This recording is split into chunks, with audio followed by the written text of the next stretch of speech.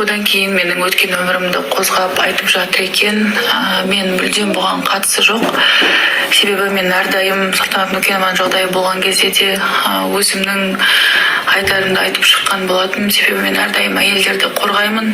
Ешқашан ешкімнің құқығы жоқ біреуді өмірден айырғанға. Тек Аллахтың құқығы ғана бар. Сондықтан әйел адамдарға айтқым келеді: ояныңыздар. Не молчите, это не норма. Сіздердің тілдеріңіз бар екен деп, сіздер сөйледіңіздер екен деп, бірдеңеге қарсы болдыңыздар деп, сіздерді ұруға ешкімнің құқығы жоқ. Мен просто кешеде сол историяны көріп алып, түнімен жылап шықтым. И так жалко было ее детей. Енді бұл жаңалықтар шығып жатқанына 2-3 күн болып жатыр. Қазақстан порталдарында да, Қырғызстан порталдарында да.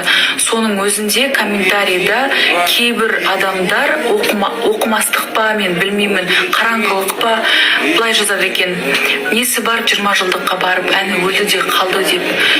Немене ұржалақтап анау однокласснигіне қараған шығар, көзіне сол үшін өлді деп.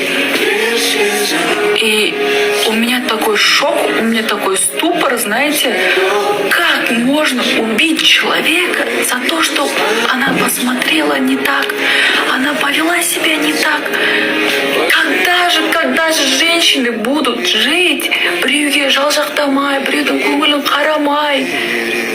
Сендер кімсіңдер? Аллах берген өмірді алатын деп маған жазып жатты. Осы видео шығарар алдында: Жан, қорықпайсың ба? Сені қазір тағы да қырғыз елі осындай, сен өзінің өткен өміріңді қозғап жазсың, мынау деп шықпай ма деп. Мен қорықпаймын, себебі мен әйелдер үшін. Бұл жақта менің өткен өмірім ешқайсысы қозғалмаған, ештеңе деп айтылмаған.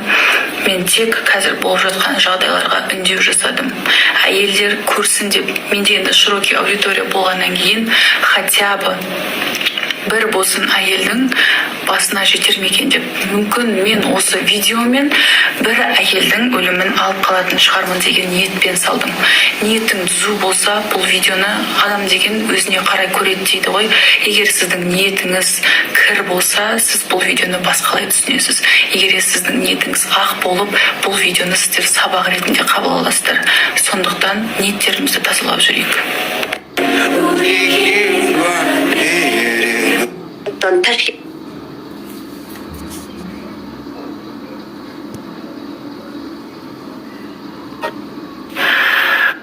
Баршаңызға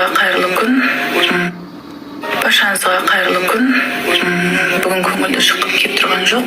Себебі недавно выявился факт того, что мужчина убил свою жену за то, что она пошла на 20-летие. И хотя она единственная была, которая была в платке, она ничего не делала, хотя бізге не деп айтады әйелдерге: сен тіліңді қысқарт, сен тілің үшін ұрады, сені аузыңды жап, сөйлеме деп. Но мына ситуацияны көріп, даже сен тише воды, ниже травы болсаң да, басыңа орамалыңды киіп, артық қылық істемесең де, бәрібір сені даттайтын адамдар табылатынын көрдік та. Өткен жылы бізде де Салтанат Нүкенова болды. Одан кейін Айтурған деген қыз болды Қырғызстанда.